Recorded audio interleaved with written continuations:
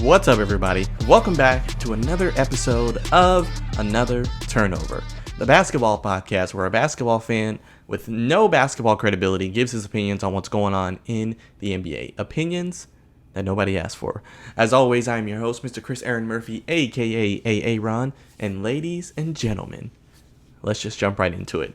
Folks, happy to be back once again. This is week 3 of the NBA season. This is season 5.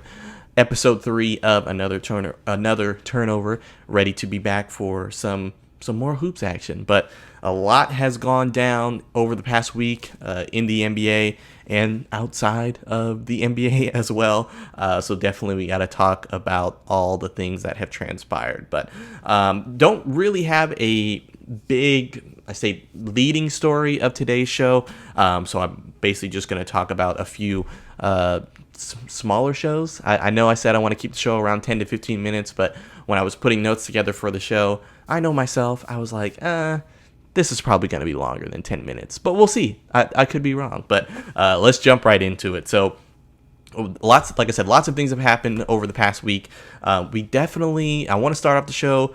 Got to give mad props to the Cleveland Cavaliers. They are the only unbeaten team left in the NBA right now. Still early in the NBA season, but they are 9-0. It's 2016 all over again. The Cavs are good. The Warriors are good. What the heck is going on? But the Cavs, like I said, only unbeaten team left. They are 9-0. Oddly, they went 0-4 in the preseason. So when I was putting the notes together for the show, and I totally forgot that. I had seen that earlier, but I was like, they went 0-4 in the preseason. They started off 9-0 in the season, but had some solid wins. They beat New York. They beat the Lakers. They beat the Bucks twice, which I alluded to. If you remember last week's show, I said they had Milwaukee twice. Not surprised that they beat Milwaukee 2 times, but playing some really good basketball across the board. I think they have about 6 players in double figures.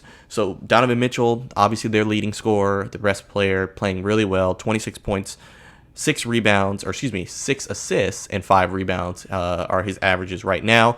You have Darius Garland, who's also playing well. I think he's averaging about 18 and 6 as well.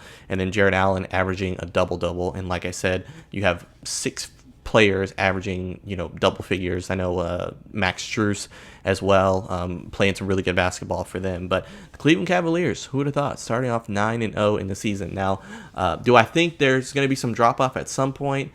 I do. They are the number 1 ranked offense so far, and obviously that shows in their record as well because nobody's beaten them. But they've got a test. They've got the Warriors, I believe, this weekend, if I'm not mistaken, or coming up within the next few days.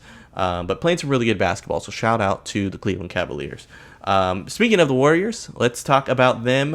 Also playing some very good basketball. Tied for first in the NBA with the Oklahoma City Thunder and the Phoenix Suns. So they're playing well too, just slightly under the radar, at least I feel. Not so much Oklahoma City, but Phoenix. I didn't know Phoenix was 7-1 so far to start the season, but 7-1 record for the Golden State Warriors, playing some solid basketball. Solid victory over the defending champions Boston Celtics just a few nights ago. If you were watching, really good game, by the way. Pretty much came down to the last few minutes. Now, there was obviously no Jaylen Brown, no Kristaps Porzingis. I got to defend my boys. The Celtics are on my Eastern Conference team, but still a really solid victory nonetheless. I got to give the Warriors their props. And I got to give a shout out individually to Buddy Hield. Buddy Hield has been shooting the lights out. Buddy Hield, it looks like prime Klay Thompson out there. Not in terms of his defense, perimeter defense, which hasn't been as bad as I thought, especially in that game last night. The Warriors as a whole playing some really good defense. But he basically is a better version of what they had with last year's Klay Thompson, and he's on a cheaper contract. I think he's earning like $30 million less than Klay Thompson is getting this year. He's obviously younger, not been in the league as long, been bounced around to a few teams, played for started with New Orleans, played for Sacramento. Who else did he play for? He played for the Sixers for a minute. But he also seems happy to be there, which those are the reports that were coming out last year that Klay Thompson was just ultimately not happy to be there, which, is understandable. Sometimes you need a change of scenery, at least in sports. We've seen that multiple times. But Buddy Hield, big shout out to Buddy Hield. He is playing very well. I'm sure his his shooting streak, his percentages will probably drop off a bit. I mean, it's just inevitable. It's an 82 game season. We're only 8-9 games into the season. But shout out to Buddy Hield. Shout out to the Warriors playing some good basketball. Some other things that have happened this week. Report just came out today. Yesterday when you're listening to this. Bronny James has been assigned to the G League. I just saw. I have the article pulled up from CBS Sports here. It says the Lakers rookie is expected to debut in South Bay season opener on Saturday. Now, when I was reading the CBS Sports article, they basically talk about how Bronny is going to basically play South Bay home games and still travel on the road with the Lakers, from what I understood correctly. So he'll be kind of bouncing back and forth, kind of like a two-way thing as far as his playing time. But like I said, reading the article here, a couple weeks ago, JJ Redick, head coach for the Los Angeles Lakers, told reporters that, speaking about Bronny, our plans are always fluid based on real time. So I would imagine that LeBron has had some say in this decision as well. I mean, that's his son. I know Bronny's a grown man, and I don't want to disrespect Bronny, but I'm sure LeBron has had some input on the situation as well. Obviously, Bronny's not getting, crazy minutes on the Lakers, which he doesn't deserve to, get more minutes than anybody else on the team. He's a rookie. You got to earn your keep. But I think this should be good for Bronny in the long run, because if he's gonna play for the G League, it's good. It's good for him to get some reps. Playing high level basketball. Obviously not as high level as the NBA, but still the G League. You got guys who are hungry. You got guys who are trying to survive, make a living, playing the game that they love. So I think this is going to be long-term a really great decision for Bronny in his development, to just, keep getting some reps. And I think, like I said, it will do him some good in the long term. But one of the bigger stories, though, if we transition, one of the bigger stories across the NBA this week was the situation with Joel Embiid and that reporter. So CBS Sports article I have pulled up here, Joel Embiid has been suspended. He's currently serving a 3-game suspension for shoving a columnist in the locker room. So the article here says that Joel Embiid shoved Philadelphia Inquirer columnist Marcus Hayes.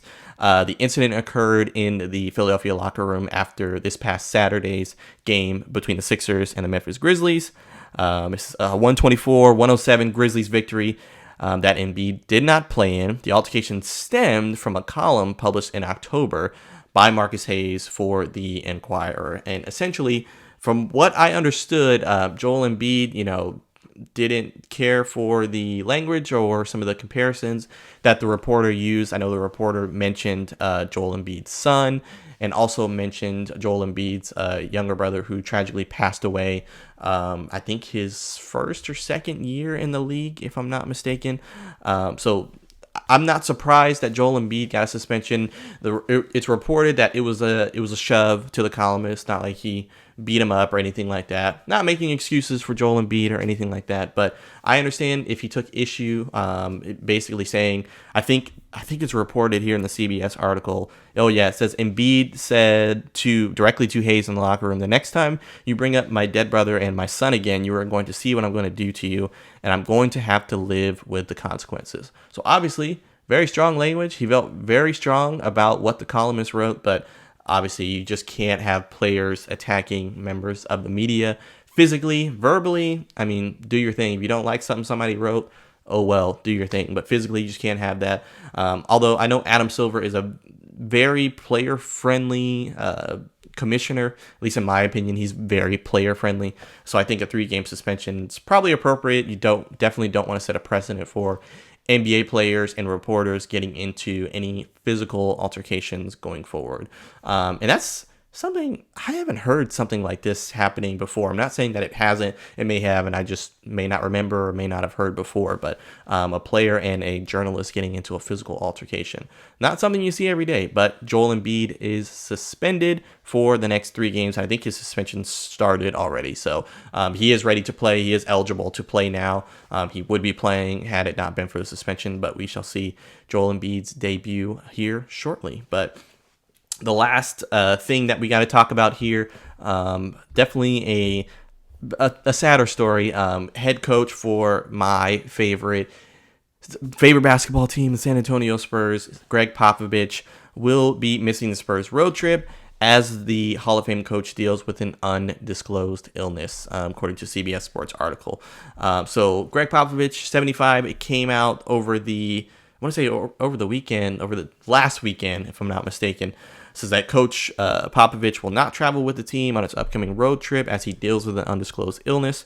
He wasn't on the sidelines this past Saturday due to this health issue that arose. Assistant coach Mitch Johnson is the one who will be filling in for Gregg Popovich indefinitely. There's no word as to what the issue is. There's no word on, his timetable for his return. All right now, everyone knows is to just keep Gregg Popovich in your prayers. Hopefully he starts feeling better where he can come back to coach this season. But even if he doesn't come back to coach and he just gets better, that's ultimately, what we all want. At least that's, I can probably speak for everyone when I say we all want to see Gregg Popovich doing better, even if it means that he is not coaching. But assistant coach Mitch Johnson basically said he wasn't feeling well. He did say this has happened before. I think everybody's just always got to be ready for next man up. He said we've had it with injuries, and sometimes people get sick or don't feel well or things come up in life. So he's just not feeling well.